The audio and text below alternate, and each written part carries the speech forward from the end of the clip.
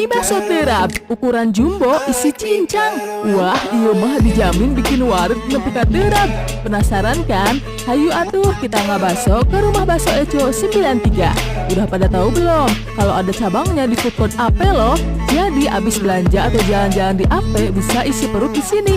Gak bikin kantong kering juga karena harganya terjangkau, mulai 20 ribuan per porsi. Bahkan bisa tambah topping bakso, ceker, tahu, babat, sayap, kikil. Komplit menu andalan di sini tuh mie bakso terap. Jadi baksonya itu bakso urut jumbo isi cincang yang menggoda. Porsinya bikin wareg iya mah. Jangan lupa cobain juga mie bakso hot molotov. Dapat isian bakso pedas, bakso keju, dan bakso urat. Bakso kejunya itu enak, gak bikin enek coy. Terus bakso pedas dengan isian potongan cengeknya beneran nampol di lidah.